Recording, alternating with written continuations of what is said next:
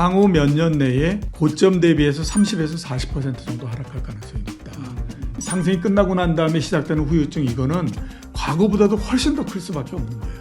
이번에는 우리가 생각했던 것보다 훨씬 더 큰 폭으로 빠른 속도로서 올릴 가능성이 굉장히 높다. 올라갈 때까지 내가 겪어야 되는 고통은 상상을 초월하는 형태가 되고, 모든 금융위기의 발생이나 개인의 파산의 발생은 지금과 같은 구도에서부터 시작이 되는 거예요. 그래서 이번 같은 경우에 만약에 부동산 가격이 떨어진다, 그러면 집중적으로 곤란을 겪는 게 뭐냐면 30대에서부터 40대 초반 이때까지가 집중적으로 문제가 생길 수밖에 없는 그런 구도가 된 거예요.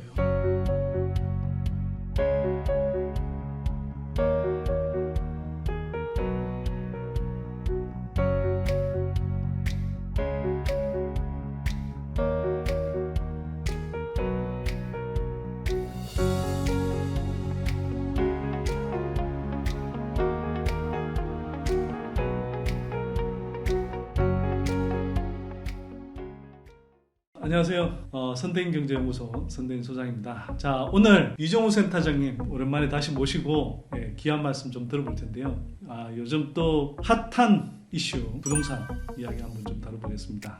핫한데 부동산 시장은 지금 차갑죠. 근데 사람들의 관심은 1년 전하고 다른 방향으로 굉장히 좀 핫해져 있는 것 같습니다. 부동산 가격이 너무 올랐고, 그와 동반해서 가계부채도 너무 늘어나 있는데, 이거 전 세계적으로 이제 금리를 올려간다는 이 시기에 버틸 수 있겠나, 이런 위기감 퍼져 있는 상태인 것 같고요. 그래서 이 문제 오늘 좀 자세하게 말씀해 주실 이종우 센터장님 모셨습니다. 예, 안녕하십니까. 예, 반갑습니다. 예. 봄이라 좀 산뜻하게 그렇습니까? 산뜻하게 차려입고 오셨는데요. 오늘 또 좋은 말씀 부탁드리겠습니다. 예. 센터장님, 제가 앞에서도 잠깐 말씀을 드렸지만, 사람들이 이게 이제 지난해 한 중반까지만 하더라도 막 부동산 거의 광풍처럼 막 몰아치다가 갑자기 어느 순간에 확 얼어붙어 있어요. 센터장님도 그렇고 많은 분들이 이렇게 경고의 목소리를 내기도 하고 그랬는데 어쨌거나 이제 강풍은 불었고 집값은 어마어마하게 단기간에 뛰어버렸고 그 배경에는 이제 이 코로나로 인한 저금리와 유동성 문제도 있지만, 한편으로는 급도 없이 그렇게 뛰어든 사람들의 행태, 또 그걸 부추긴 언론, 유튜브 같은 등등이 복합적으로 저는 작용하는 상황이라고 봅니다. 근데 이 상황이 지금 안타까운 게요. 부동산이 오를 때는 끝도 없이 오를 것 같지만, 또 한편으로는 꺾일 때는 갑작스럽게 확 식어버리잖아요. 지금 그렇죠. 그 상황을 우리가 지금 목도하고 있는 거고.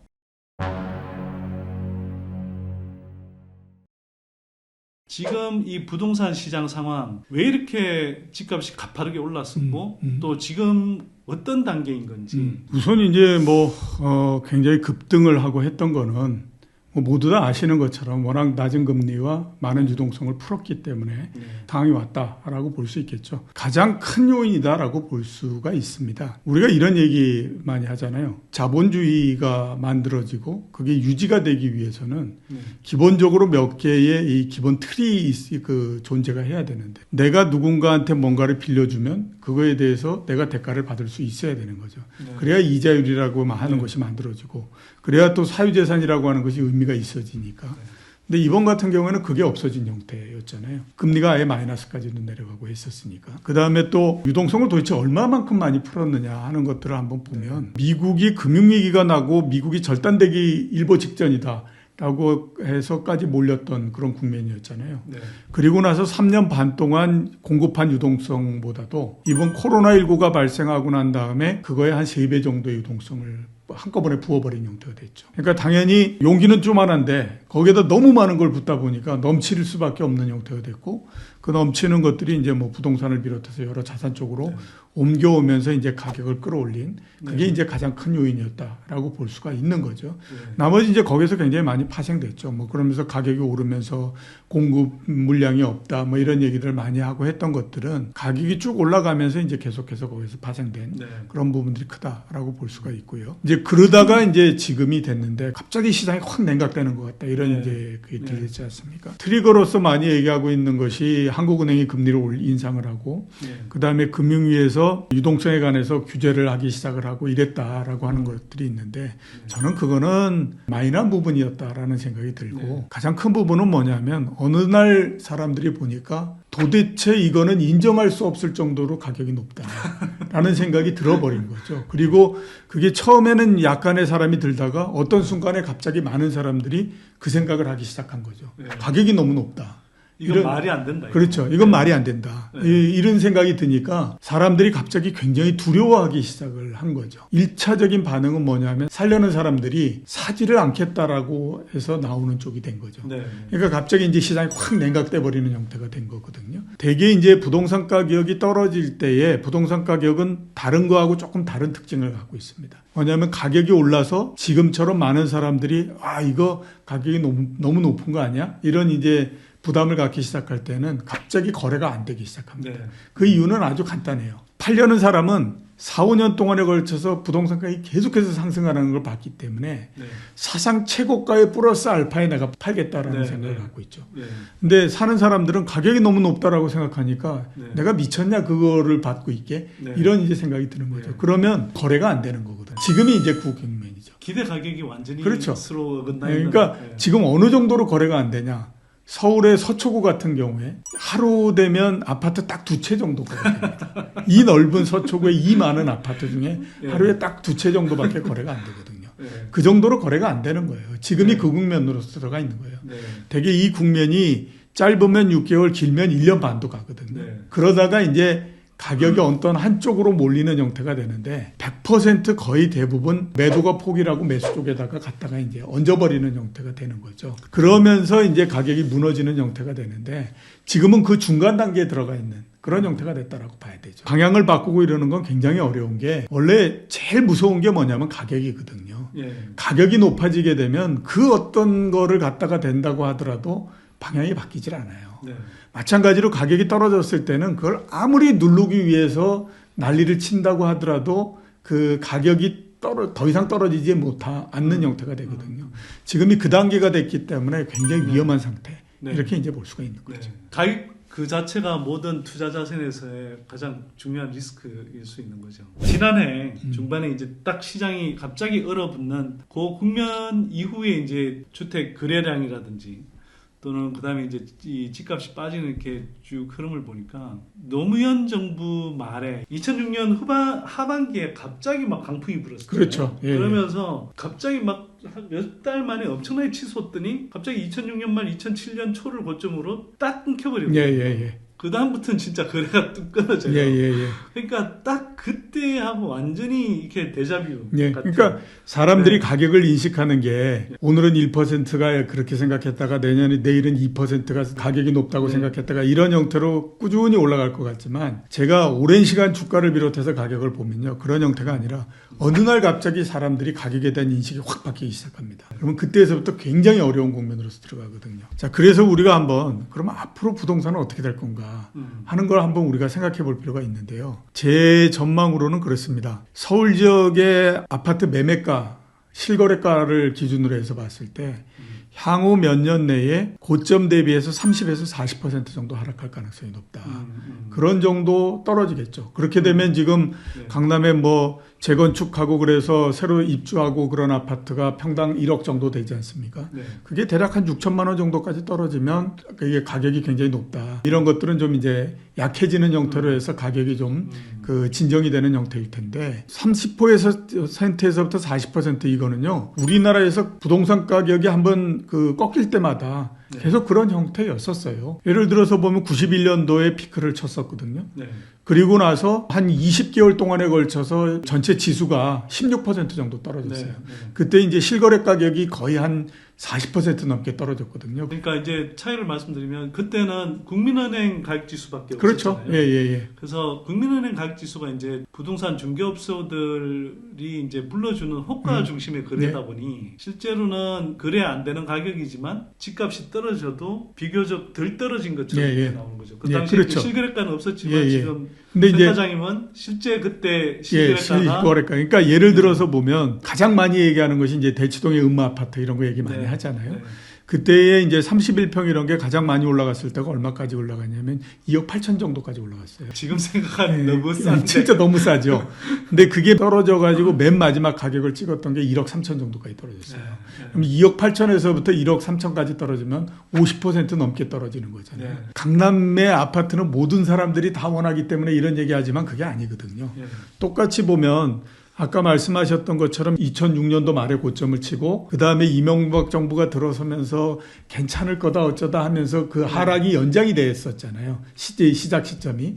그리고 본격적으로 하락을 하기 시작했던 게 이제 2011년 정도서부터 하락을 했는데 그때도 마찬가지로 보면 강남 지역의 아파트가 고점에서부터 따져서 평균적으로 30% 정도까지 하락을 해버렸거든요.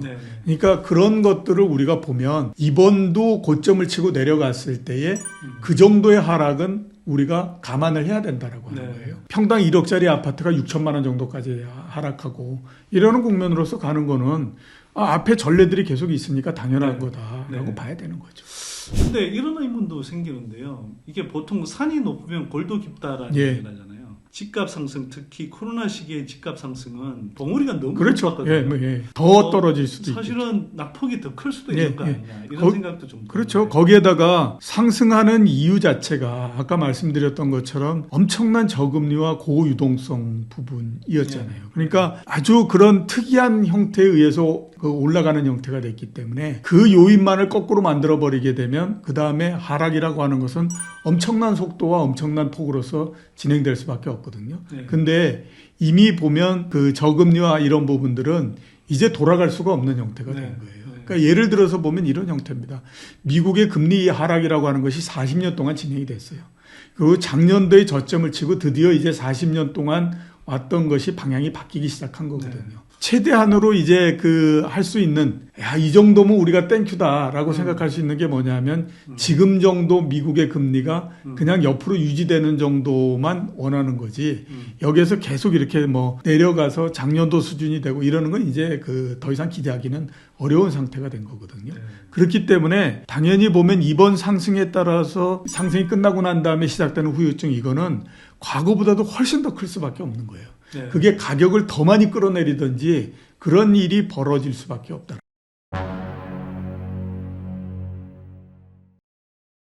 센터장님도 지금 말씀을 하셨지만 향후 집값에 제일 큰 영향을 미칠 변수는 금리인 것 같아요.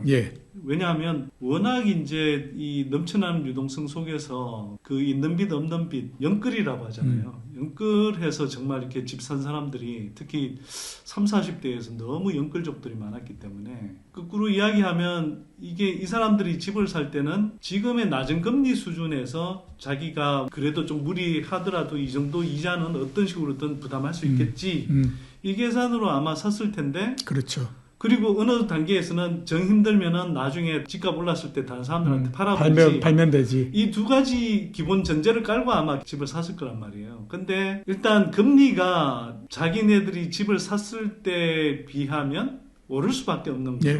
이미 올라가고 있고 이게 문제라고 생각하는데 금리가 올라가면 집값이 이제 떨어지는 그러니까 앞에 이야기했던 두 가지 이 사람들이 집을 사면서 생각했던 두 가지 전제 자체가 같이 무너져 버리는데 굉장히 힘든 상황이 돼버리는 거잖아요. 자, 그래서 어쨌거나 지금 국면에서 중요한 거는 금리 같아요. 근데 금리는 아까 센터장님 말씀하셨지만 세계적으로 지금 여러 요인에 의해서 인플레가 지금 발생하고 있고 그래서 금리를 올려가는 단계다 이렇게 이야기를 하고 있습니다. 센터장님은 미 연준이 어느 정도까지 금리를 올리고 또 어떤 속도로 올릴 거라고 보시는지 지난번에 2008년 금융위기 이후에 양적 완화에서 양적 긴축으로 갈 때도 그때 금리를 얼마까지 올린다 이 속도로 올려가겠다 했는데 실제로는 그 당시 신흥국 불안도 겹치고 전반적인 경기들이 안 따라주면서 원래 계획했던 만큼 빨리 큰 폭으로 못 올렸었거든요. 이번에도 혹시 그렇게 될 가능성은 없다고 보시는지? 이번에는 우리가 생각했던 것보다 훨씬 더 큰 폭으로 빠른 속도로서 올릴 가능성이 굉장히 높다. 연준이 작년도에 엄청난 뻘짓을 한번 했기 때문에 그거를 만회하기 위해서는 반대쪽을 굉장히 크게 해야 됩니다. 그러니까 진작 올렸어야 되는데. 그렇죠. 그러니까 어떤 형태였냐면 이런 얘기들을 굉장히 많이 하는데 한 3, 40년 후 정도의 경제 사가가 2020년도에 연준을 평가하면 뭐라고 얘기를 할까? 저는 이렇게 평가할 거라고 생각하거든요. 이상한 사람들이 모여가지고 이상한 짓거리를 하고 있었다. 그게 왜 그러냐면 자 우선 한번 보죠. 2020년도에 코로나가 발생하면서 금리를 빠른 속도로서 내렸고 유동성을 엄청나게 많이 풀었어요. 자 거기까지는 그럴 수 있다라고 봐야죠. 왜냐하면 이 팬데믹이라고 하는 것이 사람들이 한 번도 겪어보지 못했던 상황이 벌어졌기 때문에 당연히 그럴 수 있어요.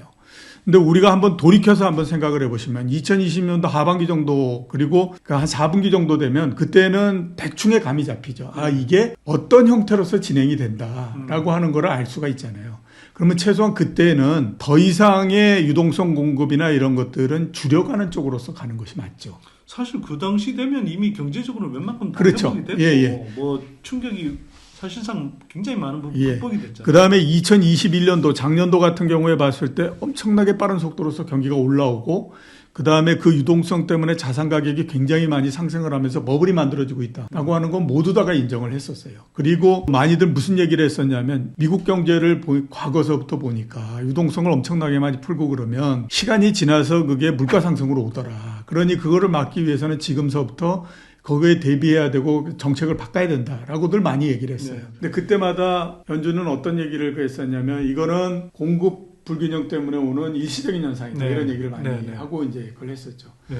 근데 결과적으로 보면 연준의 얘기는 틀렸다라고 볼 수가 있잖아요. 그러면서 지금은 거의 뭐 8.5%씩 막 물가 상승률이 올라가니까 감당이 안 되는 형태잖아요. 사람도 마찬가지고 조직도 마찬가지고 자기가 큰 실수를 했다라고 생각하면 네. 만회하겠다라는 생각을 가질 수밖에 없고 만회하겠다라고 생각하면 어떻게 그거였어요. 지금은 반대쪽에서 굉장히 강력한 정책을 피겠다라고 나오는 거거든요. 그렇게 되면 금리를 우리가 생각했던 것보다 굉장히 빠른 속도로서 올리고 큰 폭으로 올리겠다. 예. 그래서 이 물가가 올라가고 그러는 것들을 굉장히 빠른 속도 내에 잠재워버리겠다라고 하는 그 욕망을 가질 수밖에 없다라는 거예요. 그게 지금 보면 나오고 있는 형태죠. 네. 당초에 무슨 얘기를 했냐면 금리를 뭐 3번 올리고 4번 올려서 연말이 되면 그 미국의 기준금리를 뭐 1점 몇 %를 만들 거다 이런 얘기를 했었는데 네. 그런 얘기는 지금 이제 다 사라져 버렸고 어떤 형태가 됐냐면 상반기에 0.5%씩 2번 올리고 하반기에 4번 0.25%씩 올려서 2.5%를 만든다. 근데 그것도 표준적인 형태고 더 그하면 3.5%까지 갈 수 있다. 뭐 이런 얘기를 하잖아요. 연준이 지금 가지고 있는 그런 그 조바심을 보여주는 거라. 당연히 우리가 생각했던 것보다 훨씬 더 빠른 속도와 강력한 형태로서 금리 인상에 나올 수밖에 없는 거죠. 금리를 일정하게 어느 정도 올린 다음에 물가가 좀 안정이 된다고 하더라도 언제 또 물가가 올라갈지 모른다라고 하는 두려움을 갖기 때문에 좀처럼 이 그 금리에 대한 스탠스를 바꿔주지 않아요. 그건 일반적인 형태인 거거든요. 네. 그렇기 때문에 앞으로 금리가 상승하면서 그에 따라서 생기는 여러 가지 부작용 이 부분들은 이제 난 모르겠다. 일단 아무튼 우리는 우리 목표대로 간다라고 하는 거기 때문에 그게 네. 충분히 굉장히 많이 발생할 수밖에 없는 그런 형태다라고 봐야 되는 겁니다. 만약 이제 그렇게 해서 일정한 수준으로 물가가 잡히는 시기가 온다고 쳐요. 그러면 벌써 연준은 하여튼 2% 수준의 이제 물가 그렇죠. 이제 이 인플레 타겟을 갖고 있는데 그 정도 범위 안에 들어가거나 그 정도 범위에 이제 진입할 수 있는 흐름으로 간다고 할 때 그때 이후에는 미국 금리가 다시 도로 떨어질까요? 아니면 그 상태에서 유지가 될까요? 아니면 그래도 점진적으로 좀 높은 상태를 유지할까요? 경기가 굉장히 나빠지게 되면 금리를 내리는 형태로 가기 때문에 시중금리도 좀 내려올 가능성이 있는데요. 네. 만약에 미국의 경제 성장률이 한 1% 중반 정도 이렇게 된다라고 하면 연간 기준으로? 그렇죠. 연간 기준으로. 1점 몇 %면 그래도 좋은 성장은 그렇죠. 아니잖아요. 이게 성장이 나쁜 것도 아니고 좋은 것도 아닌 형태죠. 그러면 연준 입장에서 봤을 때는 기준금리를 한 3% 정도까지 올리고 네. 시중금리 한 10년물 이런 게 한 3점 뭐 몇 % 이렇게 정도 된다고 하더라도 요 정도가 미국의 그 정상적인 금리다라고 생각하면서 그냥 유지를 하는 거죠. 그렇게 되면 그 정도의 금리는 계속해서 가는 거예요. 우리가 뭐 작년도 보고 재작년도 보고 그 다음에 또 금융위기가 나고 몇 년 동안 봐서 미국의 금리가 뭐 1% 뭐 이렇게 가고 그랬으니까 이게 정상일 거다라고 생각하지만요. 오랜 시간 동안에 걸쳐서 평균적인 형태를 보면 10년물 제 기준으로 했을 때 3% 정도 되면 그게 그렇게 높지도 않고 낮지도 않은 형태에서 정상인 형태였고 그 정도 가면 그 다음서부터는 금리를 더 올리거나 내리거나 그래야 할 이유가 별로 없는 형태에서 계속 가는 거고 시장금리는 계속해서 3%를 중심으로 해서 왔다 갔다 가는 형태가 되는 거죠. 그렇기 때문에 부동산을 사기 위해서 돈을 많이 빌리고 아주 낮은 금리에서 그 사람들이 이게 물가가 잡히면 다시 금리가 내려가서 옛날이 되지 않겠느냐라고 생각하지만 옛날은 안 된다는 거예요. 네. 빚을 냈을 때보다도 금리는 2배 내지 2.5배 더 올라간 상태에서 거기에서 정상이 돼서 이제 그 옆으로 가버리는 그런 형태가 되니까 2배 내지 2.5배 정도 되는 금리 부담이 더 커지는 형태가 이게 정상인 형태가 돼버리는. 영끌족 입장에서 보면 경기 침체가 빨리 다시 와서 예. 다시 금리가 낮아지기를 기다릴 수도 있겠네요. 근데 문제는 나빠지게 되면 어떤 일이 벌어지냐면 부동산 가격이 떨어져요. 이게 부동산 가격을 만드는 변수가 몇 개가 있잖아요. 경기가 좋아야 되고 금리가 낮아야 되고 소득이 크게 증가해야 되고 네. 정책이 우호적이어야 되고 수급에서 수요가 좋아야 되고 이런 형태인 거거든요. 거기서 경기가 떨어진다라고 하는 거는 부동산 가격이 굉장히 직접적인 영향을 주는 하락 요인이에요. 경기가 떨어져서 금리가 내려가게 되면 이자 부담은 줄어들 수 있는데 이자 부담이 줄어드는 거의 몇 배 정도로서 빠른 속도로서 가격이 떨어져 버리기 때문에 그때는 더 주고 나는 형태가 되는 거죠. 그러니까 제일 안 좋은 건 뭐냐? 경기가 안 좋은 상태에서 금리가 계속해서 올라가면 가격이 떨어져서 죽고 그 다음에 금리 부담이 커져서 죽어버리는 형태가 되고 네. 금리 부담이 좀 줄어든다고 하더라도 가격이 굉장히 많이 떨어지게 되면 이것 또한 사람을 잡아버리는 형태가 되거든요. 그러니까 그것도 그렇게 우호적인 형태가 되지 않는다라고 네. 봐야 됩니다. 어떤 상황이 벌어져도 빚을 많이 진 사람들 입장에서 보면 상당히 참 힘든 시기가 예. 다가오고 있다. 그러니까 작년도 하반기 상반기 이때 부동산을 산 사람은 네. 주식으로 우리가 따지면 100만 원 넘을 때 LG화학을 산 거예요. 그리고 나서 가격이 지금 떨어지는 거거든요. 언젠가 100만 원 위로 올라가겠지 이런 생각을 할 수도 있지만 예. 올라갈 때까지 내가 겪어야 되는 고통은 이건 상상을 초월하는 형태가 되고 그거를 버텨낼 수 있는 힘이 없으면 그 다음엔 안고 떨어져 버리는 형태가 되는 거거든요. 네. 그러니까 네. 이런 형태인 거예요. 100만 원이 넘을 때에 LG화학이 굉장히 좋다라고 생각하고 신용을 내서 LG화학을 산 거예요. 그랬는데 가격은 떨어지고 신용 만기는 돌아오고 이런 형태가 되기 때문에 네. 시간이 지나면 그냥 손해를 보면서도 어쩔 수 없이 나는 이거를 털어버릴 수밖에 없는 그런 형태가 되는 거죠. 참 어쩌면 뭐 꼭지점을 잡은 사람들 입장을 생각해 보면 물론 뭐 그분들의 판단하에 또 그분들이 책임져야 될 몫이긴 한데 착잡하네요. 착잡하지만 네. 제가 그럴 때마다 이 얘기를 하거든요. 그거는 누구를 탓할 수도 없다. 당신들이 안고 넘어가야 되는 부분들이다. 그것 때문에 당신들의 인생의 절반이 날아간다고 하더라도 그건 어쩔 수가 없다. 왜냐하면 당신들이 잘못 판단을 한 거고 많은 사람들이 그렇게 하는 것이 당신의 인생 전체뿐만 아니라 국가 경제 전체를 위해서도 안 좋다고 했음에도 불구하고 당신들이 그렇게 했으면 그거에 대한 책임도 당신들이 져야 되는 거다. 그거는 어쩔 수가 없는 겁니다. 뭐 저도 이제 그 부분 관련해서 조금 말씀을 좀 드리고 싶은 게 있는데 코로나 시기에 부동산 강풍이 이제 나온 아주 상징적인 현상이 영끌족이잖아요. 그렇죠. 그리고 이제 30, 40대가 대거 이제 부동산 시장에 들어가더라고요. 예. 그 중에서도 더 눈에 띄는 건 30대에 예. 굉장히 이제 과도한 부채를 진 예, 아파트 과매수, 과소비 현상인 거죠. 제가 이제 실제로 그래서 지금 좀 책을 쓰면서 데이터를 한번 찾아봤어요. 찾아봤더니 전에 유례가 없던 현상이 보이더라고요. 이게 뭐 언론 보도도 많이 나긴 했었는데 우리가 이제 그 아파트 거래량을 2006년부터 집계했는데 그 중에서 연령대별로 구분해서 집계한 건 2019년부터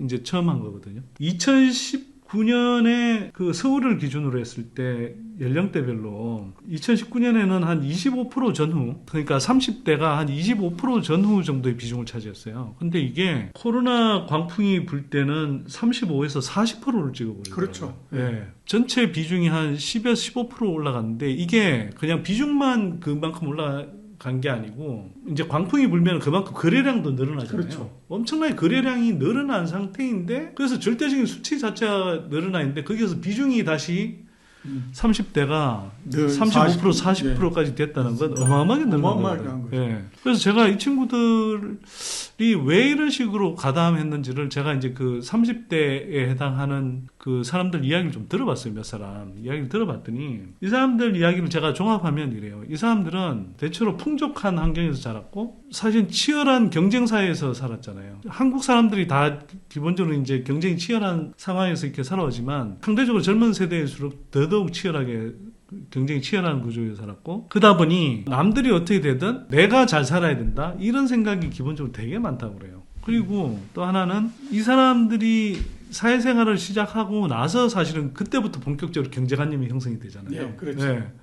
그래서 이 사람들이 이제 좀 어느 정도 사회생활을 시작하고 나서부터 펼쳐진 현상은 뭐냐면 계속 저금리였고 그 다음에 집값은 한 번도 떨어진 적이 없고 30대가 왜 집을 많이 사냐 하면 보통 30대 후반 40대 전반에서 집을 많이 사는데 이 사람들이 이제 보니까 먼저 결혼한 친구들인데 전세로 시작한 사람하고 집을 사서 시작한 사람하고 몇 년이 지나 보니까 이게 격차가 이만큼 계속 벌어지는 게 보이더라는 거예요. 이게 이제 계속 일종의 이제 시장에서 막 신화처럼 계속 돌고 사람들 사이에 이제 이게 소문이 자꾸 나고 그런데 코로나 시기에 이제 막 유동성이 풀리니까 뭐 코인으로 돈 벌었다 주식으로 돈 벌었다 이런 사람들이 있고 또 이제 한편으로서는 집 사서 돈 벌었다 이게 이제 계속 퍼지는 거잖아요. 그리고 이게 사실은 저는 정책 실패 중에 하나라고 생각하는 게 문재인 정부가 투기적 가수요를 줄이겠다 그게 문제다라고 진단한 것까지는 저는 맞다고 생각하는데 문제는 투기적 가수요를 너무 다주택자 중심으로 봤거든요. 그래서 다주택자 중심으로는 대출 규제도 어쨌거나 점점 가면서 이제 올가맸고 뭐 했는데 문제는 무주택자들 그리고 청년 세대들한테는 이건 대출 규제를 올가맨 게 아니라 계속 LTV 비율도 높여가면서 오히려 뭐 그 각종 뭐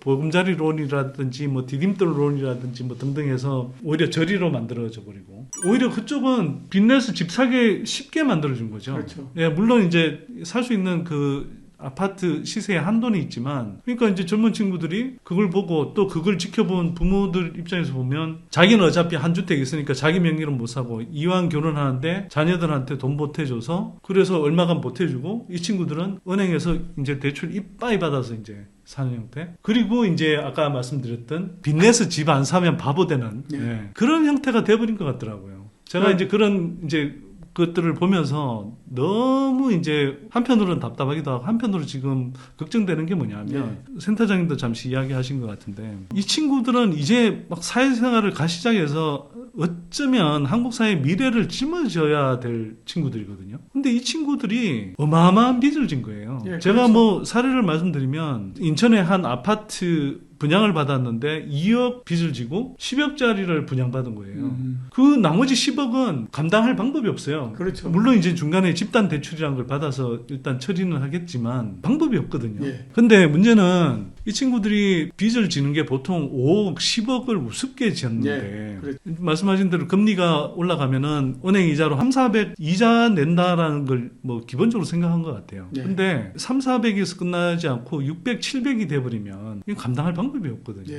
그리고 거기에서 끝난 게 아니라 집값마저 같이 떨어진단 말이에요. 예를 들어서 집값이 올라가면 그리고 시장이 이제 화랑이면 내가 감당 못하겠으면 어느 단계에 남한테 넘기면 남한테 되죠. 넘긴다고 생각할 수 있는데 이게 남한테 넘길 수 있는 이제 바보들이 사라져 버리는 거잖아요. 그렇죠. 더 큰 바보들이 안 나타나는 거잖아요. 그러면 이 친구들은 어떻게 되냐? 아니 이게 생각하기가 무서운 거예요. 이게 근데 한둘이 아니라 몇십만 단위로 이렇게 양산이 될 것 같으니까 따져보면 그렇잖아요. 미국의 금융위기 나기 전에 미국의 금융위기가 날 거라고 누가 생각했겠어요. 미국의 금융위기 났거든요. 구조는 지금 말씀하신 거하고 똑같습니다. 워낙들 뭐 대출도 많이 해주고 그 다음에 대출도 쉽게 해주고 그러니까 받아가지고 사고 집값 올라가면 그 차이만큼 나는 이제 갖고 뭐 이러는 형태로서 생각을 했고 영원히 올라갈 거다라고 생각을 했잖아요.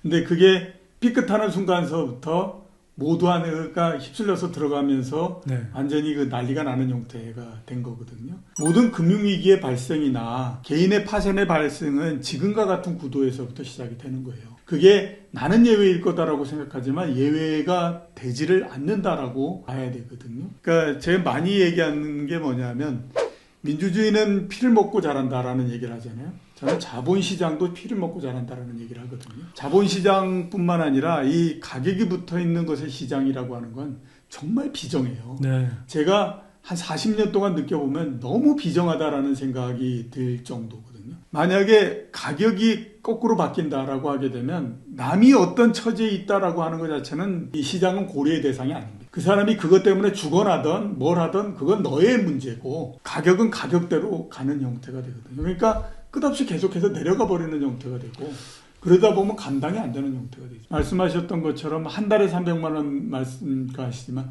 한 달에 300만 원이면 1년에 3,600만 원이에요. 그러니까 그것도 사실은 힘들다고 생각하잖아요. 그렇죠. 사실은 제가 99년에 결혼했는데 그 결혼할 때 저도 그때 저 당시에 전세냐 사느냐 이걸 가지고 되게 고민하다가 결국 이제 샀어요. 샀는데 그 당시 아파트 가격이 얼마였냐면 서울 한복판인데도 1억 4천밖에 안 됐어요. 네. 외환위기 직후라서. 근데 1억 4천 집을 사는데도 6천만 원 빚을 얻었거든요. 6천만 원 빌리고도 저는 신혼 살 때 잠이 안 오더라고요. 그렇죠. 예. 요즘 이제 이야기를 들어보니까 빚에 대한 관념이 너무 없거나 아니면 빚이 무서운 걸 모르는 것 같아요. 그러니까 그게 굉장히 위험한 네. 거라고 봐야 돼요. 그리고 아까 말씀하셨던 것처럼 30대가 왜 그렇게 됐냐. 제가 생각했을 때는요. 우리나라에서 금융이라고 하는 것이 자리 잡은 이래로 지금처럼 30대들한테 많은 돈을 대출해 주는 게 없었어요. 그러니까요. 한번 네. 생각해 보시면 제가 30대 같은 경우에는요. 은행에서 빚을 낸다라고 하는 거는 거의 생각을 할 수가 네, 없었어요. 네. 왜냐하면 담보가 있지 않는 한은 빚을 내주지 않았거든요. 근데 30대 이제 막 취직을 하는 사람이 담보가 어디 있어요. 담보를 만들기 위해서 내가 집을 사기 위해서 돈을 빌리는데 그러면 당연히 담보는 없는 거잖아요. 그 다음에 그 몇백만 원, 1,000만 원을 빌려주면서도 이른바 꺾이라는 걸 했잖아요. 그러면 내가 내야 되는 이자율이 12%다라고 하면 꺾이라면 그게 20%까지 올라가요. 그런 형태가 됐기 때문에 그 누구도 지금처럼 30대나 이런 사람들한테 이렇게 많은 돈을 빌려줬던 적이 없어요. 그렇기 때문에 당연히 문제가 생길 수밖에 없는 거고 그래서 이번 같은 경우에 만약에 부동산 가격이 떨어진다. 그러면 집중적으로 곤란을 겪는 게 뭐냐면 30대에서부터 40대 초반 이때까지가 집중적으로 문제가 생길 수밖에 없는 그런 구도가 된 거예요. 그러니까 뭐 저도 동의하는데요. 이게 제 생각에는 이번에 집값 하락의 어떤 트리거가 되는 건 바로 이런 연끌했던 그렇죠. 30, 40대일 예. 것 같다라는 생각이 들고 사실은 향후 집값의 향방은 이 연끌했던 30, 40대가 얼마나 버텨낼 수 있느냐. 버텨낼 수 있느냐. 이거에 달려있다고 저는 그걸 못 버티면 이제 굉장히 어려운 건데 인구 구조학면으로 봤을 때도 굉장히 불리하다라고 볼 수밖에 없어요. 왜냐하면 우리나라에서 30대가 앞으로 보면 매년마다 대략 한 10만 명에서 15만 명 정도씩 계속 줄어요. 네. 자, 30대가 14만 명 준다라고 한번 생각을 해보세요. 그러면 이게 어떤 일이 발생하냐면 1년에 7만 호씩의 주택 수요가 줄어드는 거예요. 네. 그러니까 남자하고 여자가 서로 만나서 결혼하기 때문에 7만 호 정도씩이 줄어든다라고 봐야 되거든요. 수요가 그만큼 준다라고 생각하면 이게 굉장히 어려운 일이 발생을 하는 거예요. 그러니까 뭐 마침 그래프를 잘 그려왔는데 한국이 전통적으로 한국 가게가 전통적으로 집을 많이 사는 연령대가 30대 후반하고 40대 전반이 제일 그렇죠. 많이 사고 예. 그다음에 이제 50대 후반 가면 뭐 이제 평수를 넓혀가거나 자기가 쓰든 아니면 이제 자녀 정여용으로 한 채를 더 사는 이래서 이제 50대 후반이 그 다음으로 많이 사는 연령대인데 이 연령대를 이제 주요 주택 매수 연령대로 이제 보고 해봤더니 이게 약간 물결을 치지만 이 센터장님 말씀하신 대로 이 30대, 40대가 특히나 계속 내려가요. 그래서 합산해서 이 3개 연령대에 합산한 인구가 아니라 가구 수가 2020한 4년 정도 가면 2025년 정도 가면 한 해에 20만 호가 줄어버려요. 그렇죠. 예. 20만 호의 수요가 사라져버리는 거예요. 예. 그나마 제가 볼 때 지금이 버틸만 했던 게 지난해 올해 지지난해 정도는 10,000호 20,000호 정도로 상대적으로 좀 적게 줄어드는 시기인데 향후 몇 년 동안 가파르게 이 주택 수요 인구가 줄어들죠. 이것하고도 지금 맞물려 있어서 사실 더 걱정인데요. 제가 참 또 하나 우려되는 건 뭐냐면 그런데도 이 사람들이 사실은 막 코로나 때 막 이제 부동산 매수 열풍에 가담하면서 참고했던 유튜버들이 여러 개 있거든요. 예. 부동산 뭐 읽어주는 남자부터 해서 뭐 유튜브들이 있던데요. 제가 찾아보니까 거기서는 여전히 이게 윤석열 정부 들어오면 뭐 시장 분위기가 바뀔 거다, 규제 풀면 될 거다. 아니 그건 저는 좀 진짜 말이 안 되는 게 문재인 정부가 규제를 해서 집값이 더 오른다고 해놓고는 이제 그럼 규제를 푸니까 이제 다시 집값이 오를 거다 이렇게 이야기하는 논리도 저는 참 이해가 안 되긴 하지만 그런 이야기들을 하고 실제로 많은 사람들이 여전히 그런 이야기에 솔깃해하고 있는 댓글들을 제가 이제 봤거든요. 예. 또 뭐 한국경제TV 같은 데는 이렇게 뭐 부동산 시장 진단한다고 해서 몇 명의 패널을 이제 모아서 하는데 지금 향후 집값에서 제가 볼 때는 제일 중요한 변수인 금리, 양적 긴축 이런 이야기는 전혀 없고 윤석열 정부가 뭐 이 정책을 어떻게 하고 이렇게 하면은 뭐 완화될 수 있다, 뭐 올라갈 수 있다, 뭐 여전히 공급이 부족하다. 예.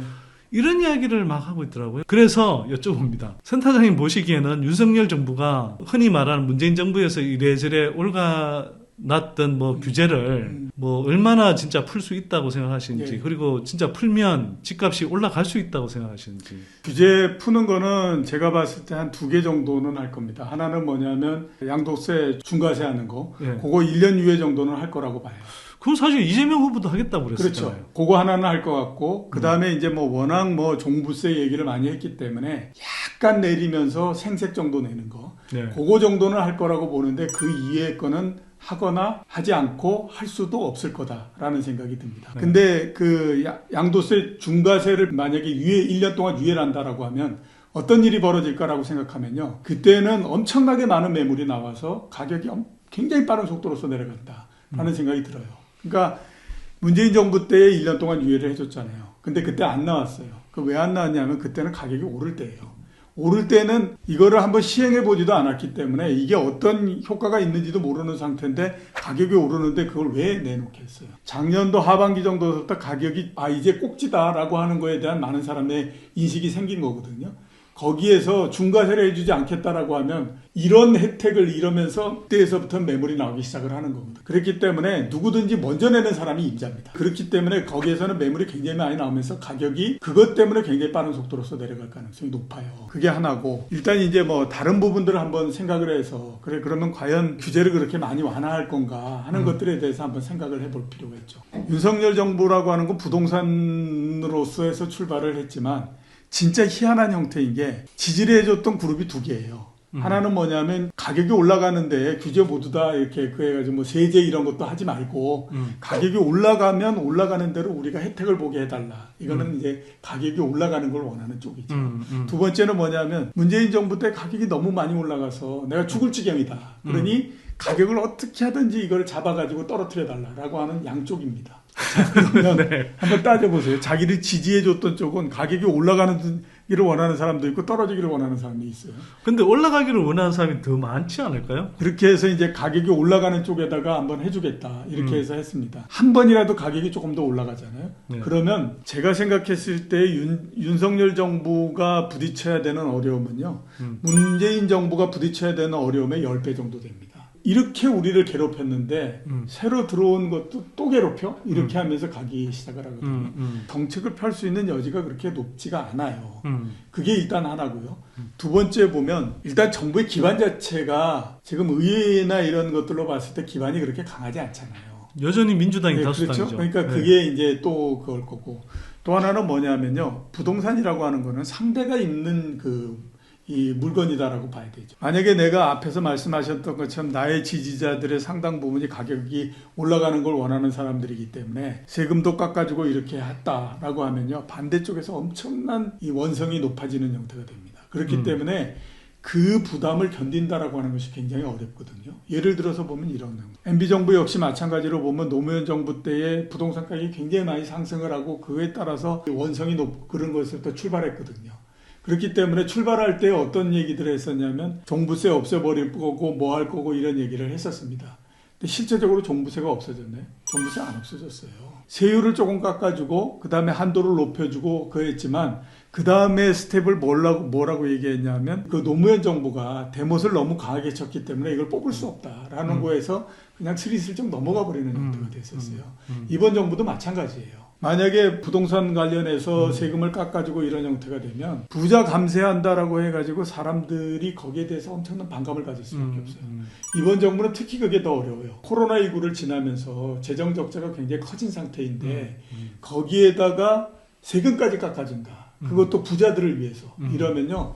그때서부터 생기는 부담이라고 하는 거는 굉장히 커질 수밖에 없습니다. 부동산 정책을 완화를 시키고 했을 때에 이게 시장에 어떤 효과를 줄 건가 하는 것들에 대해서 확신도 없어요. 이 이명박 정부만 하더라도 굉장히 유리한 시점에서 출발했어요. 왜냐하면 부동산 가격이 2006년도에 고점을 치고 정권이 출범할 때는 하락한다라고 하는 것이 굉장히 확연한 상태에서 출범을 했잖아요. 그런데도 가격에 대한 부담 때문에 이게 어떤 정책을 과감하게 피거나 이런 형태를 하지 못했었거든요. 근데 지금은 어떻습니까? 가격이 고점에서 이렇게 달아맺어 있는 형태예요. 저는 이제 그걸 부동산 스태그플레이션이라고 그렇죠. 하는데 예. 아직 그 매수자와 매도자 간에 이제 힘겨루기를 힘겨루기가 하면서 하는 상태이기 때문에 여전히 이제 집값은 조정이 안 되고 있고 그런 상태에서 정책을 과감하게 피지를 못한다라고 하는 거예요. 그 다음에 이제 과감하게 피지는 거는 언제 정도냐면 가격이 이제 드디어 확실하게 떨어지기 시작했다. 이런 확신이 들면이거든요. 근데 그때가 되면 정책을 아무리 강하게 핀다고 하더라도 가격이 떨어지는 압력 때문에 정책이 먹혀들어가질 않아요. 이명박 정부 5년 동안 아무것도 안 한 것 같지만요. 부동산을 부양하기 위한 정책을 20번이나 폈어요. 얼마나 많이 했는데요. 그렇게 했음에도 불구하고 가격이 떨어지는 걸 막지를 못하는 형태가 됐거든요. 그렇기 때문에 앞에 제가 말씀드렸던 것처럼 제일 무서운 건 가격이다라는 말씀을 드렸잖아요.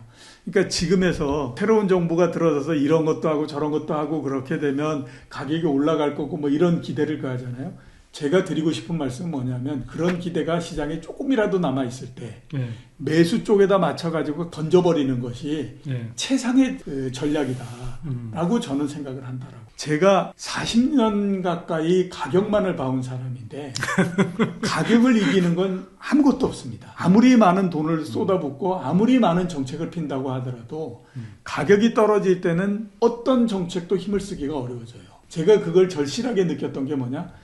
1989년도 12월 12일 날 정부가 주가가 떨어지는 걸 막기 위해서 그 한국은행의 발권력을 동원해서 주식을 사겠다라는 얘기를 했어요. 그러니까 이른바 그걸 쉽게 얘기하면 조폐공사 돌려가지고 돈 찍어서 그거 가지고 갖고 와서 주식 사겠다라고 하는 거였잖아요. 그 효과가 어느 정도 갔냐? 딱 사흘 갔어요. 그리고 나서 쏟아져 나오는 물량을 견디다 못해서 한 달 후에 재경부가 손을 들었거든요. 들면서 무슨 얘기를 했냐면 우리가 가격이라고 하는 것이 얼마나 무섭다라는 걸 느꼈다.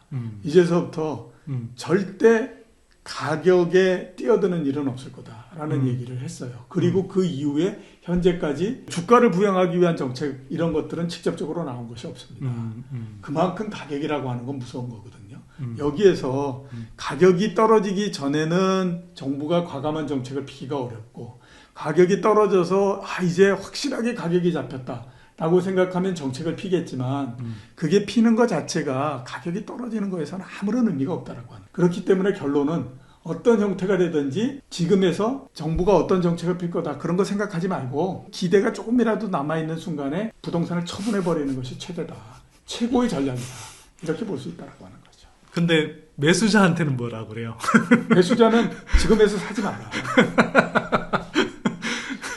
서로 어찌 보면 그렇죠. 약간 모순적인 모순적이지만 매도자 입장에서는 매수자가 조금이라도 있으면 그 가격에다가 무조건 던져버리라고 하는 거예요. 주가가 올라갔다가 고점을 칠 때에 그런 거거든요. 고점에서 왔다 갔다 할 때는 무조건 매수자에다가 던져줘 버리는 것이 그 당시에는 몇백 원 정도 싸게 던지는 것 같지만 결국에 보게 되면 나한테 이득이었다. 그렇죠. 라고 하는 거거든요.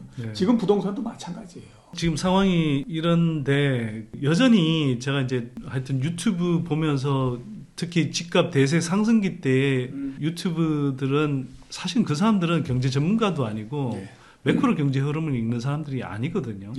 그래서 오늘 이 동영상 보시는 분들은 좀 제가 당부하고 싶은 게 집값이 막 오르고 할 때 그때는 사실은 어떤 물건을 찍어도 뭐 오르게 돼 있고 또 그게 어떤 말도 안 되는 궤변을 갖다 붙여도 사실은 이런저런 이유로 오릅니다. 근데 이게 시장의 변곡점에 들어가잖아요. 이게 상승기 때의 그 상식처럼 생각하고 뭐 흔히 말하는 빚내서 집 안 사는 게 바보처럼 보이는 그런 상황이 거꾸로 이게 변곡점 이후의 상황이 돼버리면 완전히 달라지거든요. 그렇죠. 근데 지금은 변곡점에 있다는 걸 좀 인식하면 좋겠고요. 이 변곡점에 들어섰을 때는 여러분들이 그냥 큰 숲 안에서 나무를 볼 게 아니라 이 큰 숲이 어떻게 움직여가는지를 지켜보는 것이 굉장히 중요합니다. 저야 이제 폭락론자로 찍혀있는 사람이지만 제 말은 그렇다 하시더라도 센터장님 오늘 말씀은 좀 귀하게 새겨 들으시면 좋을 것 같고요. 제가 평소에 많이 하는 네. 얘기가 뭐냐면 상승할 때의 논리를 가지고 하락을 상상하지 마라 하는 얘기를 많이 하거든요. 왜냐하면 그렇게 해봐야 그 전에 상승할 때 우리가 이런 이유 때문에 상승하고 뭐하고 했던 그거를 설명하기 위해서 얘기했던 구조는 하락할 때 하나도 안 맞는 형태가 돼요. 그렇죠. 예. 대표적으로 아까 잠깐 언급하셨는데 예를 들어서 뭐 강남 집값은 늘 오른다. 그리고 여기가 뭐가 좋고 뭐 교통이 좋고 학군이 좋고 뭐 쇼핑 시설 뭐 생활 편의 시설 다 갖춰져 있어 오른다. 그러면 안 떨어진다라고 이야기를 하죠. 집값이 덜 떨어진다라고. 근데 실제로는 강남 집값이 하락기 때는 더 많이 떨어집니다. 집값 거품이 많았던 것이 더 많이 떨어집니다. 더 많이 떨어지기. 이거는 사실 집만 그런 게 아니라 주식도 마찬가지예요. 그 조정기가 오기 전에 되게 치솟았던 종목이 하락폭이 커요. 그러니까 사실 모든 자산 가격들은 대부분 이렇습니다. 특히나 그 부동산처럼 굉장히 많은 사람들이 무리하게 빚을 내서 집을 샀던 이런 상황에서는 이 여파가 상당히 더 커질 수가 있는 상황이거든요. 그래서 진짜 좀 조심해야 되는 상황인 것 같아요. 저도 가끔 그래서 우연히 아무튼 뭐 부동산 거 해가지고 얘기하는 유튜브에 하는 사람들의 얘기를 이렇게 들어보면 그 중에 많이 그 얘기를 하더라고요. 우리나라의 주택은 공급이 부족한 상태이기 때문에 가격이 올라간다 이런 얘기를 많이 하거든요. 그거만큼 제가 봤을 때에 웃기지도 않는 얘기는 없다라는 생각이 드는 게요. 공급이 부족한 건 가격이 올라가기 때문에 공급이 부족한 거고요. 가격이 떨어지기 시작하면 없던 공급도 다 나오기 시작을 합니다. 그렇기 때문에 어제 산 사람도요. 가격이 떨어지면 오늘 공급자가 되는 거예요. 왜냐하면 하루라도 빨리 집을 팔아야 손해를 줄일 수 있기 때문에 그 가지고 있던 사람들이 내지 말라 그래도 다 내거든요. 우리가 무슨 뭐 공급이 부족하다라고 하는 것이 새로 집을 짓는 것 그게 부족하기 때문에 이런 얘기들을 하지만 절대 그렇지 않다니까요. 요즘에는 주식시장에서 증자하고 뭐 유상증자하고 무상증자한다 그러면 주가 떨어지잖아요. 불과 30년 전까지만 하더라도 증자를 한다 그러면 그게 엄청난 호재에서 주가가 올라갔어요. 무상증자 30% 하면 주가가 30% 올라가요. 재무이론적으로 봤을 때 말이 안 되는 얘기죠. 그렇죠. 증자를 한다라고 하는 것 자체가 주가 희석 요인인데. 그 기업의 가치의 변동이 없이 그냥 주식의 숫자를 늘리는 그런 그 행위이기 때문에 그렇죠. 유상증자는 사실 오히려 주가를 희석하는 요인이고 그렇죠. 무상증자는 그냥 이제 주식 수만 늘리는 거기 때문에 늘리고 가치의 그렇기 때문에 변동이 당연히 없는데. 그만큼의 주가가 떨어져야 되는 건 맞는데 그 당시에는 그냥 증자를 하기 때문에 주가가 올라가는 형태였다고요. 근데 30년 지난 지금 보면 정반대의 얘기를 하잖아요. 그게 뭐냐 하면 사람들이 판단하고 이러는 것들이 상황에 따라서 계속해서 바뀐다라고 하는 거예요. 지금 가격이 오르니까 공급이 부족하고 그래서 공급 부족이 해소가 안 되기 때문에 가격은 계속해서 올라가고요. 강남에 새로 지을 땅이 없기 때문에 여기는 계속해서 올라가고요. 이런 얘기 하지만요. 가격이 만약에 떨어지기 시작하면요. 그 다음서부터는 계속해서 나옵니다. 끝없이 물량이 나옵니다. 정말. 그렇기 때문에 그건 진짜 쓸데없는 얘기다. 가끔 그 부동산 관련한 유튜브 이렇게 보고 있으면 저는 그 생각이 들어요. 한심한 얘기를 저렇게 정말 한심한 사람들이 모여가지고 얘기하고 앉아. 근데 얼마나 그럴듯하게 해서 제 눈에는 하여튼 그럴듯하지 않은데 거기에 솔깃한 사람들이 너무 많은 거죠. 그동안에 가격이 올랐기 때문에 어떤 얘기를 하든지 다 맞는 것처럼 보이기 때문에 그런 겁니다. 그냥 유동성입니다. 사실은. 근데 저처럼 부동산이 떨어지는 것도 크게 한 2-3번 정도에 걸쳐서 계속 보고 잔파도까지 보면은 7번, 8번도 보고 그러면 그 다음서부터 드는 생각이 뭐냐면 부동산을 비롯해서 가격이 붙어있는 모든 것들은 가격이 영원한 건 없다. 그것도 나중에 돼서 자기의 몸무게를 못 이길 때가 되면 어떤 형태로든지 가격은 떨어진다. 그거를 저는 느꼈기 때문에 그런 얘기들 들을 필요가 없습니다. 뭐 같은 이야기를 조금 달리 말씀을 드리면 보통 이제 뭐 공급 부족하다 이런 이야기를 하는 거는 지금 오르는 집값이 뭐 정부가 이야기한 투기적 가수요 때문이 아니라 정상적인 시장 원리에 따라서 오르는 거기 때문에 시장 건들지 마라 이런 식의 이야기를 하는 거고 그래서 공급이 계속 부족하니까 지금 집값은 계속 오를 거다 이런 식의 이제 메시지를 던지는 건데 제가 뭐 지난번에 동영상에서도 이야기했지만 절대 분양, 착공, 입주 뭐 준공 기준으로 어떤 기준으로도 이 집값이 떨어질 때에 비해서 공급이 늘었지 줄지는 않았습니다. 네. 그리고 우리가 이게 정말 사람들이 너무 경제적인 관념 자체가 없는 게 이게 가격 현상은 이게 생산 경제에서 수요와 공급이 만나서 결정되는 부분도 있지만 자산 시장에서는 이게 전혀 다른 식으로 움직이거든요. 이른바 이제 자산 가격이 올라가 버리면 계속 오를 거라는 기대감에 의해서 없던 투기적 가수요가 생겨나고 그러면 원래는 사실 생산 경제 쪽에서 수요 공급이 맞아지는 거면은 가격이 올라가면 수요가 양이 주는 거잖아요. 근데 이게 아니라 투기적 가수요가 더 늘어나거든요. 그렇죠. 그리고 아까 말씀하셨던 대로 집값이 더 오를 것 같으니까 사람들은 매물을 안 내놔요. 그러면 상대적으로 엄청나게 공급은 부족하고 수요는 계속 늘어나서 공급이 엄청 부족한 것처럼 느껴지지만 이게 시장 흐름이 확 바뀌어버리면 이게 완전히 순식간에 역전돼 버린다는 네. 거죠. 이 상황을 좀 이해를 하셨으면 좋겠다. 특히 연끌족 분들이 조금이라도 현실 인식을 제대로 빨리 해야 상대적으로 피해를 줄일 수 있기 때문에 다시 한번 좀 강조해서 말씀드리고요. 제가 많이 하는 얘기가 뭐냐면 돌아섰을 때 네가 제일 앞에 쓰지 마 이런 얘기 하는 그러니까 뭐냐면 그게 이거 웃을 일이 아닌데 네. 이거 가격이 오를 때 막 쫓아갔는데 네. 딱 돌아선 그 가격이 꺾였는데 보니까 내가 맨 위에 있으면 그때 그거는 아무튼 뭐 이건 감당할 수 없는 그 세상이 벌어지는 거거든요. 그러니까 그렇게 되지 말아야 된다는 거예요. 근데 그렇게 됐다. 내가 작년도에 잘못 판단해서 그렇게 됐다. 빠른 시간 내에 내가 이걸 어떻게 처분할 건가 하는 것들을 고민해야지 잘못했다라고 하는 걸 인정하지 않고 어떻게 하면 이게 괜찮지 않을까 이런 생각해봐야 나중에 가면 진짜 힘들어지기만 합니다. 센터님 오늘 나와서 좋은 말씀 해주셨는데 그래도 마지막으로 조금 여쭙고 싶은 말씀이 있어요. 흔히 말하는 부동산 스태그플레이션 단계를 지나서 빚부담을 견디지 못하는 매도자들부터 이제 집을 내놓기 시작하면서 어느 순간 집값이 가파르게 빠지는 구간, 급락 또는 폭락이 오면서 이게 혹시 또 금융 시스템 위기로 이어질 가능성은 없는 건지. 예, 없다고 볼 수는 없죠. 그게 만약에 없다라고 하면 전 세계 그 많은 나라와 그 많은 역사 속에서 금융위기가 발생하거나 이러는 것들이 없었겠죠. 하나 이제 좀 그래도 요런 면은 생각을 해봐야 되겠다라고 하는 부분들은 뭐냐면 결국 우리나라 부동산, 최근에 부동산에 가장 문제가 됐던 건 뭐냐면 코로나19가 발생하면서부터 집값이 급등을 했던 그게 가장 문제가 됐던 거잖아요. 그러니까 20개월 동안에 걸쳐서 서울 지역의 아파트 매매 가격이 84% 상승을 했거든요. 그게 가장 문제가 된 건데 그나마 그래도 다행인 건 뭐냐면 그 기간 동안에 거래 대금이나 이런 것들이 그렇게 크지는 않았어요. 그 20개월 동안에 걸쳐서 거래가 됐던 서울 지역의 아파트를 시가총액으로 시가로 전부 다 합치면 150조 정도 이렇게 되거든요. 그러니까 전체적으로 가격이 올라갔던 거에 비해서는 그렇게 크게 많이 그 거래가 엄청나게 실려가지고 가격이 떨어졌을 때 엄청난 충격이 거기서 또 온다. 이런 것들은 그래도 조금 없기 때문에 그 부분들은 다행이지만 그거를 제외하고 나면 문제가 생길 수 있는 가능성 이런 것들은 언제든지 갖고 있다 이렇게 볼 수 있고요. 가격이 떨어져서 금융위기가 발생하고 이런 것들이 아니라고 하더라도 지금 이제 부동산을 사기 위해서 굉장히 많은 가계부채를 만들고 이렇게 했던 부분들 요 부분들은 제가 생각했을 때 앞으로 우리나라 경제에 엄청나게 많은 데미지를 계속 입힐 거다라는 생각이 들어요. 왜냐하면 그냥 생각해보면 그렇잖아요. 이자 부담 엄청나게 늘어났잖아요. 이자 부담 늘어나면 어떻게 합니까? 내가 쓸 거 덜 쓰고 이자 내고 집이 경매가 넘어가지 않도록 유지를 하는 방법밖에 없는 거라고요.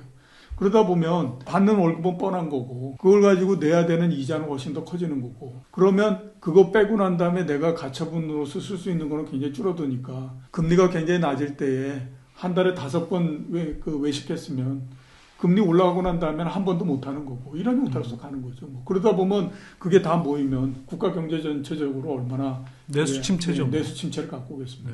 그런 부분은 좀 걱정입니다. 근데 이제 제가 보기로는 예를 들면 2020년하고 2021년에 가계부채가 각각 127조하고 134조가 늘어났거든요. 예. 그러면 두 해를 합치면 사실 200한 270조, 예. 270조 정도가 되는데 물론 이제 이 중에 주택담보대출이 절반이라 하더라도 문제는 그 사람들이 집을 살 때 돈이 부족하니까 주택담보대출뿐만 아니라 뭐 신용대출도 내고 무슨 사업자 대출 예. 뭐 이런 거 다 끌어와서 그렇죠. 그래서 이제 퍼부었기 때문에 사실 가계부채라고 하는 것 자체가 뭐 실제로 그리고 이제 이 집값하고의 상관관계를 보면 주택담보대출보다 최근 몇 년간은 가계부채 증감률에 훨씬 더 밀접하게 연동해서 네, 움직이더라고요. 맞습니다. 제가 생각하기는 실제로 사람들이 이렇게 저렇게 이제 집 사면서 지게 된 빚은 센터장님 말씀하신 것보다 좀 더 많을 네. 가능성이 네. 높다 이렇게 보이고요. 그래도 서서히 그냥 김이 빠지는 이런 정도로 가지 않고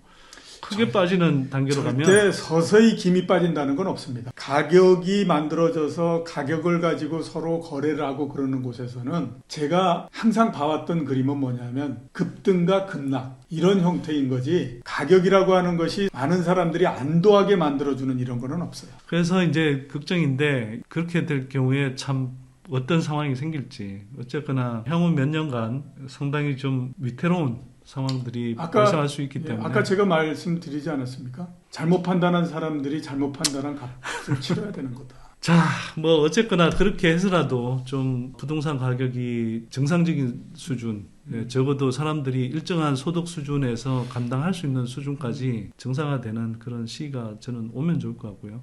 그럼에도 불구하고 하여튼 무리하게 연끌한 사람들 그 결과는 이분들이 이제 책임을 져야 되지만 이분들이 피해를 최소화할 수 있는 좀 현명한 판단을 그래도 지금이라도 하시면 좋겠다. 예. 이런 생각을 해봅니다. 주가가 떨어졌습니다. 작년도 1월달 한번 생각을 해보세요. 3,000을 넘고 막 했을 때 누구도 주가가 떨어질 거라고 얘기를 하지 않았었습니다. 삼성전자 뭐 10만 전자, 예, 11만 전자 11만 전자 간다. 막 이런 얘기했죠. 자, 그 다음에 작년도 1월달, 2월달 이렇게 하면서 비트코인 가격이 올라갔을 때 어떤 얘기들을 했는지 한번 생각을 해보세요. 그때 해외에 유수한 금융기관이다라고 하는 데들이 비트코인이 1년 내에 3억 5천만 원을 갈 거다라고 얘기를 했었어요. 역시 마찬가지로 보면 암호화폐의 가격도 떨어졌습니다. 자, 그러면 가격이 붙어 있는 것들에서 큰 것들이 그렇게 엄청나게 떨어졌습니다. 자, 근데 지금 우리는 어떤 얘기를 하고 있습니까? 부동산은 예외일 거라고 얘기를 하고 있어요. 이런저런 이유로 해서 부동산은 예외일 거다라고 얘기를 하고 있습니다. 과연 예외일까요? 돌아가서 한번 생각을 해보죠. 1년 3개월 전에 과연 주식이 예외일 거라고 생각했던 사람이 몇 명이나 있었겠습니까? 가격이라고 하는 거는요. 시차상의 문제일 뿐이지 주가를 끌어내린 요인은 부동산에도 똑같이 적용됩니다. 부동산은 굉장히 무겁고 서서히 움직이는 그렇죠. 시장이긴 하지만 한번 시작하면 예. 속도는 주가보다도 훨씬 더 빠른 속도로서 진행이 되죠. 그게 여태까지의 부동산 가격이 가지고 있었던 패턴이라고 봐야 되죠. 네, 그리고 방향이 한번 정해지면 예, 상당히 오랜 기간 지속이 되고 그 방향을 바꾸려고 하면 상당한 또 에너지가 축적이 돼야 됩니다. 예, 그렇죠. 그래서 마지막으로 한번 드리고 싶은 말씀은 지금은 아직까지 시작을 하지 않은 상태입니다. 그러면 어떻게 해야 될까요? 지금에서 빨리 나는 그 시장에서 빠져나오는 것이 가장 좋은 거라고 봐야 되죠. 여기에서 오른다라고 한번 생각을 해보시죠. 그래, 새로운 정부가 어떤 정책으로 하고 어쩌고 저쩌고 막 해가지고 오른다라고 얼마나 더 올라가겠습니까? 강남에 아파트 새로 만든 것이 평당 1억을 한다라고 얘기합니다. 자, 그럼 이번 같은 경우에 평당 1억을 하는 아파트가 1억 5천만 원을 할까요? 아니면 2억을 할까요? 많이 올라간다고 해봐야 1억 1천만 원이겠죠. 실거래가 기준으로 해서 10% 정도 올라가는 겁니다. 떨어진다라고 하면 제가 아까 말씀드렸던 것처럼 40% 기본적으로 봐야 되는 상황인 거죠. 그럼 우리는 합리적인 의사결정을 할 때 어떤 쪽에 맞춰서 의사결정을 해야 될까요? 거기에서 빠져나오는 쪽에 의사결정을 해야 되는 거죠. 왜냐하면 빠져나왔을 때 내가 당할 수 있는 확률 그리고 당할 수 있는 폭이 더 커지기 때문에 당연히 그런 거거든요. 그런데 우리는 여태까지 4년, 5년 동안에 왔던 트렌드 거기에서 그 환상에서 벗어나지 못하고 있기 때문에 새로운 모양이 만들어진다라고 하는 것에 대해서는 상상을 못하고 있죠. 가장 위험이 커져 있는 형태가 되는 겁니다. 자, 오늘 마지막에 굉장히 여운이 많이 남는 말씀을 해주셨습니다. 자, 여기서 말을 더 붙이면 사족일 것 같고요. 자, 오늘 장시간 하여튼 좋은 말씀 해주셔서 감사드리고요. 예. 다음에 또 기회 봐서 또 모시겠습니다. 사실은 지난 연말에도 이미 금리 인상을 예고하면서 금리 인상이 일어날 경우에 어떤 일들이 벌어질 것인지 저희 선대인 TV에서 같이 대담 나눈 내용이 있는데요. 그거 보시면 센터장님이 또 지금의 상황에서 부동산 시장에 대해서 말씀하신 거긴 하지만 더 진전된 구체적인 내용들 말씀해 주신 거 아실 수 있을 겁니다. 자, 오늘 방송은 여기서 마무리하고요. 다음 이 시간에 저희 또 유익한 내용으로 찾아뵙도록 하겠습니다. 고맙습니다.